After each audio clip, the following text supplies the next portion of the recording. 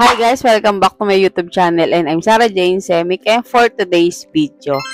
So marami po kasi nga nag-comment sa ating YouTube kung paano sila makakasecure sa kanilang mga Facebook account and nahahack ito. Ayan, marami po kasing nagtatanong po sa akin kung paano mare-recover po yung kanilang mga Facebook account kung nahack po ito. So for today's video, tuturuan ko lang po kayo kung paano po natin masisecure ng ating mga Facebook account laban po sa mga hackers. So, ngayon 2024 po, talamak yung mga scammer and mga nag-hack sa ating mga account. So, marami po yan sa ating mga Facebook. Marami po nag-hack po talaga ngayon 2024. So, kung gusto mong malaman at interesado ka sa topic natin today, huwag mong kalimutang mag-like and subscribe and click mo yung bell para updated ka na nga sa mga video na i-upload natin. At simulan natin agad pagkatapos ng aking intro.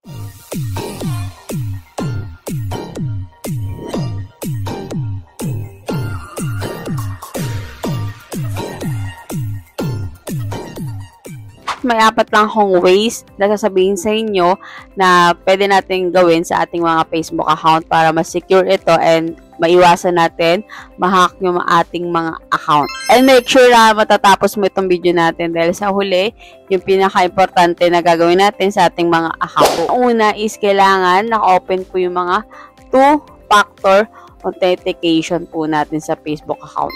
So, kung paano yun, ilalagay ko na lang po dito sa ating gilid yung ways and step. Yung two-factor authentication po is ito yung way, extra layer ito sa ating mga Facebook account.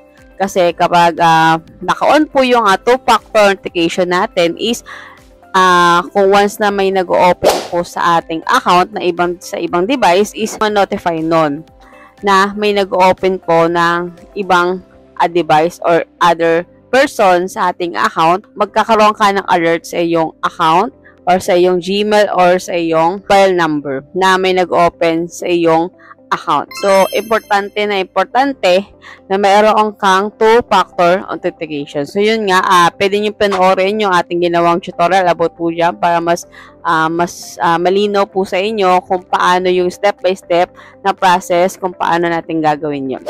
So, pangalawa, napaka-importante din ito sa ating mga account para hindi tayo ma-hack yung ating mga password. Itong mga password po natin na gagamitin po natin sa ating account is kailangan po make sure hindi po yung mga pangalan natin. Sa akin, Sarah Jane Semic, siyempre po, hindi po natin pwedeng gamitin na password yung ating mga pangalan.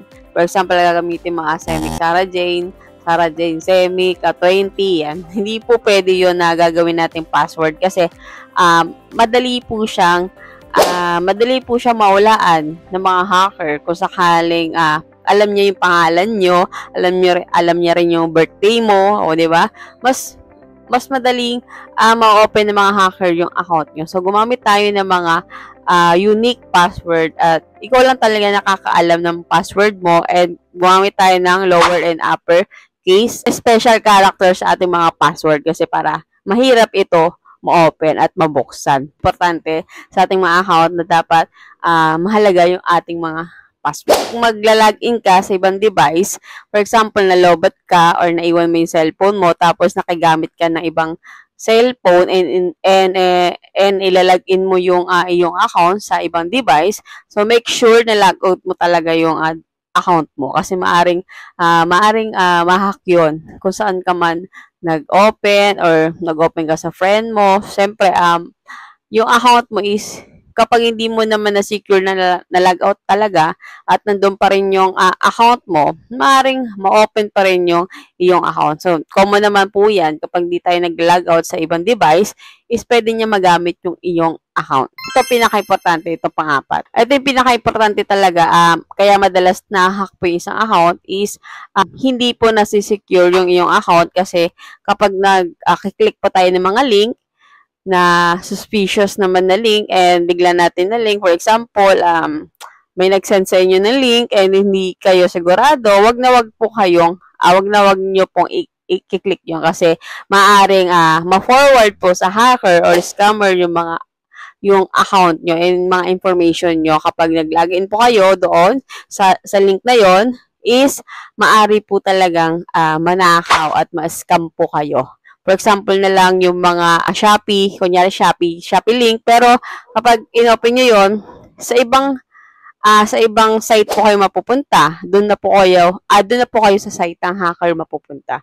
And kapag once na nag-login po kayo ng inyong Facebook and password doon sa link na sinend ni hacker, yan po, talagang ma-open po ng hacker yung mga Facebook account natin. Kasi yung mga hacker is may ginagamit po sila and tinatawag po yun na phishing. So, pwede niyang makuha yung information yung account mo at matransmit doon sa kanyang site na ginagawa para ma-hack yung iyong account.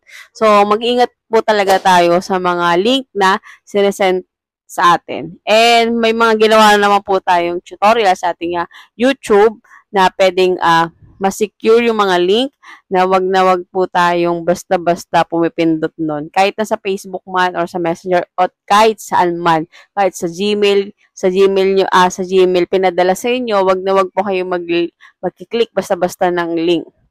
Kasi marami po talagang mga virus, yan, mga scammer na laganap ngayon, 'di ba? Alam naman natin ngayon is marami naman loloko, mga scammer, ayan, 'di ba? Marami na po talagang na-hack yung mga account dahil sa mga ganong mga link na basta-basta po natin pinipindot. So, wag po tayong pipindot kung alam naman natin hindi siya safe. Yung 4 na pinaka-importante na dapat alam mo kapag gusto mo talagang i-secure yung iyong account and hindi ka ma-hack yung iyong account. So, marami po kasing nagtatanong sa ating YouTube channel kung paano may makakaiwas sa hacker and paano masisecure yung ating mga Facebook account. So, yun lang po yung dapat natin gawin at meron ka dapat ganon sa iyong Facebook account. So, all for today's video. And kung nakatulong itong video natin ngayon, pwede mo itong i-share sa mga kakilala mo at mag-comment ka rin sa baba kung may iba ka pang tanong at gagawa natin ng ibang tutorial yan. Na huwag mo kalimutang mag-like and subscribe and click mo yung bell para updated ka na nga sa mga video na i-upload natin. At see you next video. Bye!